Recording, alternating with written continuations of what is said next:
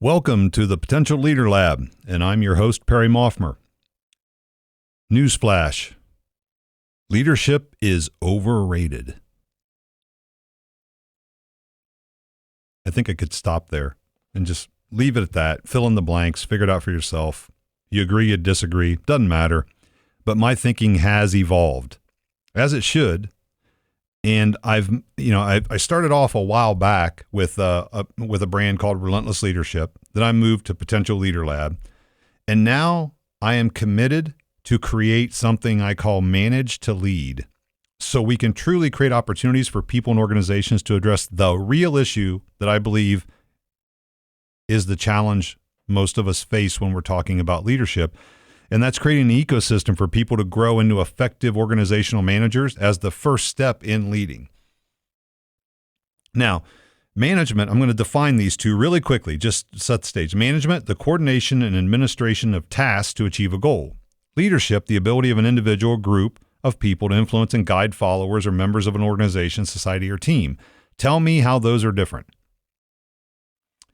I will tell you that right now I've talked to tons of people over the last 8 years about leadership, which really is the reason that I started some of the stuff that I do, is trying to come up with, I guess you'd call it answers, systems, processes to develop people into leaders. And over the last 2 years specifically, I've ran through programs that I created to help people evolve into leaders.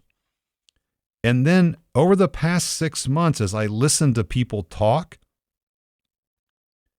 I realized we weren't actually talking about leadership. We were talking about management. We're talking about how to run a business.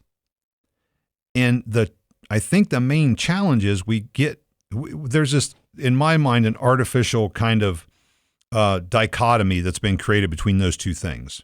Okay. And if you ask 10 people to define leadership, well, first of all, you're going to get blank stares because they're going to mumble their way through something, but nobody has a clear shared definition of leadership. There's so many out there. And it's kind of like, I think it was Potter Stewart was a Supreme Court justice in the 60s who talked about pornography and said, I can't define it, but I'll tell you when I see it. And I think that's leadership. And I don't think there's anything wrong with that, because I think leadership is highly qualitative, right? It's not really quantitative. That's more management. And so leadership is really dependent upon organizations. It's dependent on culture and mission and vision and values and a lot of those things, because the style of leadership at different companies will be different, as it should be. The style of management really isn't, or shouldn't be, because there are certain fundamentals of management that transcend organizations and industry. Now, I will tell you, the other thing that I've become really passionate about is, if you're quote unquote, first of all, there's no job title of leader. Like, nobody walks around all day leading. Nobody needs that. Right.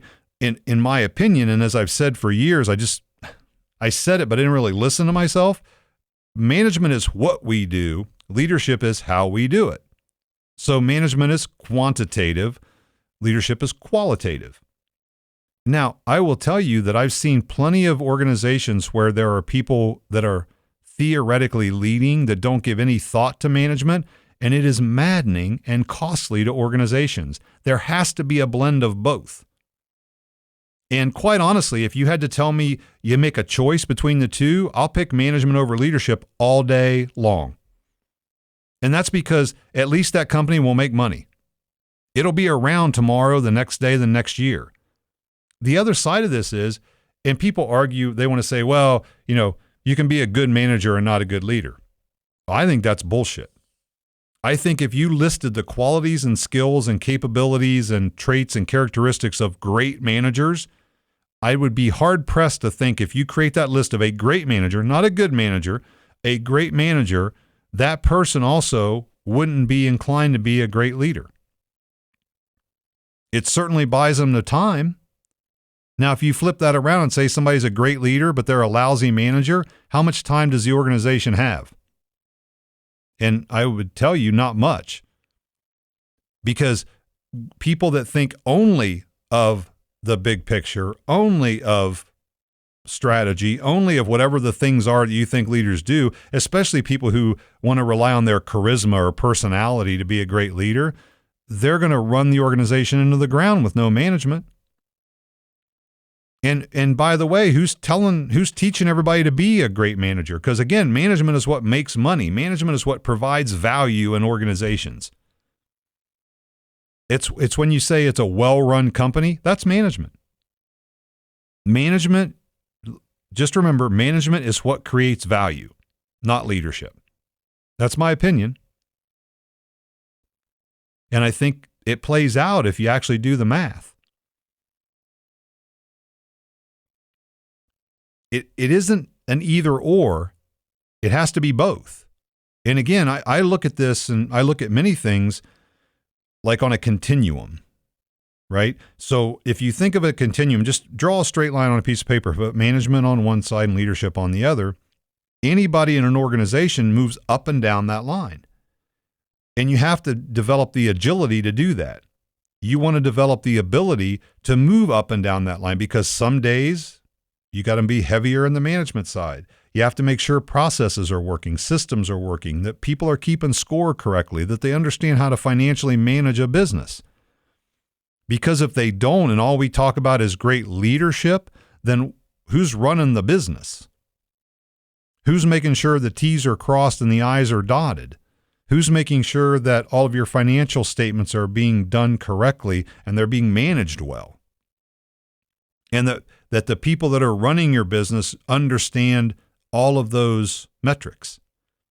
Because that's what management's about, metrics. And again, I would argue that if the 80-20 rule here, that 80% of the important things that happen in an organization are management oriented.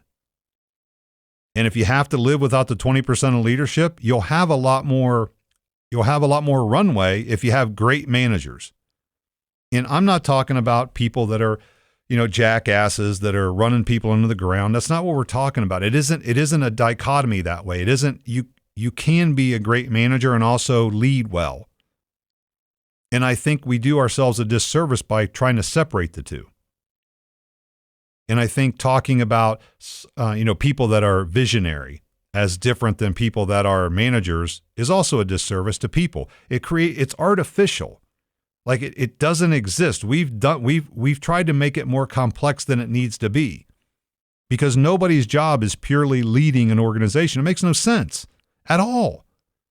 What do you do? If that's all you do, you just walk around creating work for people. Nobody needs that. And plus, if you do it too often, you're giving everybody in the company whiplash because it's a bunch of great ideas. And again, nobody needs that. At some point, we have to execute. And great execution, is better than a great idea. I'd rather have an average idea with excellent execution than a fantastic idea and poor execution. Don't take my word for it. Look up stuff from Benning and Drucker and all those guys. Right? Warren Bennis. Sorry, not Benning. Warren Bennis and Peter Drucker. Just look it up. They say the same thing. We just didn't listen. We get enamored for some reason, we get enamored with leadership. We get enamored with charisma. We get enamored with vision. We get enamored with strategy. As humans, we love it. We just want to talk about it endlessly. We want to drone on about it. I contributed to it. I've contributed to it for years. Leadership. It's not unimportant. It just isn't a solution. And I figured that out because all the folks that I've put together programs for, and they go through, and I ask them when they're done, how did it work? And they're like, yeah. I mean, it was great. We learned a lot, but we can't. But the problem is, for me, what I defaulted back to is my managerial experience, which is we can't measure it.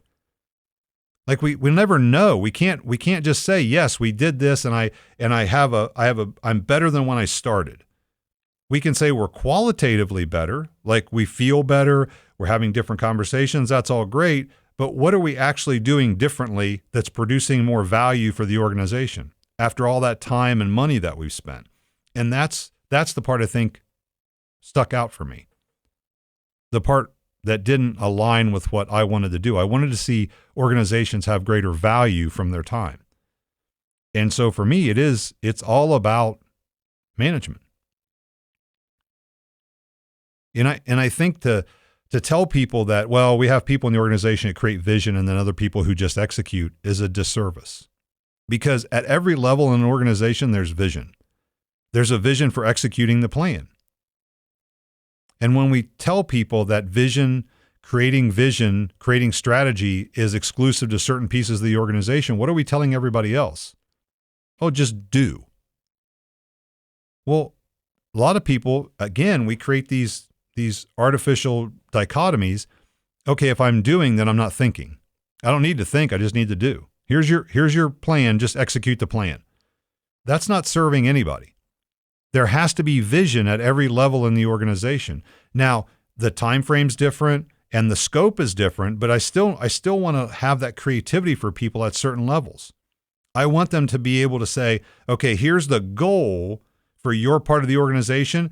I want you to create the vision for how you're going to achieve that aligns with our overall organizational vision. I never want to have just everybody doing what they're told. We decided already what the vision is. Now you just execute. Well, you can't do that because everybody has to understand, how am I going to execute it? I have to have creativity and innovation at every level. And if we're somehow exclusively carving that out and saying, okay, only certain people need to worry about innovation and creativity. Because essentially that's what creating strategy and vision is. It's creativity and insight. I want people to think creatively at every level in the organization. I want them to feel engaged with unique and interesting ideas to make us better, to get us closer to our goal. And we can't do that if we're kind of artificially carving out certain pieces of the organization, saying, okay, this is only these people need to have good ideas. Don't believe it. And I also, the other side of this is I believe it removes responsibility from the people in the organization to think about how it's going to be executed. And people start believing that all I have to do is swing in here and have a great idea, and then somebody else is going to figure out how to do it. That's bullshit. That's not work. Everybody can have great ideas. Great ideas, quite honestly, great ideas are a dime a dozen. Now, if you want to have an idea that you can execute on, that's different. If you've actually figured out in your organization what it's going to take from a resource standpoint, being people, time, and money, and there's some conceptualization of that so you can have an intelligent conversation with your team and walk them through your thought process of how it's going to work and why it's valuable and how the clients are going to react and what it's going to require of the people that work there, okay, that's awesome. But if you just come in with a great idea and say, hey, this is what I want to do now, and then you leave, how does that work? How does that make anybody in the organization feel good? It's like, okay, now we're doing this. Okay. Until a week from Tuesday when you swing back in and say, I have a new idea. I have another new idea. Nobody needs that. We need to stop with that, with the madness of that kind of thought process. We need to stick with an idea. It amazes me because most of the time when we have an idea or we have a new process or we have an initiative in an organization, it's again, lack of management, because if we have an idea and we plan it out and we execute it and we start it, then the question is, when are we measuring its impact? What's the frequency? What's the cadence for that? And if we have this great idea that's going to transform the industry and transform our company, how are we measuring the impact, and at what level are we going to do that, and how often are we going to do that? And when do we say, okay, when do we call it done? When can we sit around a table and go, okay, we've got all of the data we need. Now we can say it's been truly effective. It's increased our revenues, decreased our costs, by the way, which are the only two things you really need to worry about. If any new idea has got to do one or both of those. Because if it doesn't do one or both of those, then it's decreasing the bottom line. I don't know of anybody who wants a strategy that does that. Because at some point, every strategy, every vision, every new idea, every innovation has to make us better. And in context of better in most for-profit companies means I make more money. We can't lose sight of that. So there's only two levers to pull. I increase revenue, decrease cost. Let's not make this too difficult. And if somebody has an idea that does neither of those, it's not a very good idea. And so we have to create that in an organization. So we have to figure out, okay, this is how long it's going to take us to implement that idea. And by this time, we'll actually be able to collect data. And then we want to figure out, okay, is 3 months long enough? Should it be? Then we'll measure it at 6 months, at 9 months. And then maybe after a certain period of time, we can really evaluate, yes, it was a good idea before we have another good idea. Let's just stop it with the string of great ideas and the constant changing in direction until we understand what the implications of our ideas are from a managerial standpoint. Again, did it increase the bottom line? Did it increase revenue, decrease cost? Did it do both? Did it do one or the other? Did it do neither? Is it actually a horrible idea? Now that we have the data back, it proves that it's not a good idea. Okay, well, let's stop doing it. But that's what it takes to manage an organization. And that's what delivers value. We can't lose sight of that. We need to focus on that in organization. We need to focus on how do we create environments and an ecosystem to provide people the tools and the understanding and the reps to do the work. That's the other thing. Managers, and if I'm trying to help people become better managers, I can get them reps at what they're doing.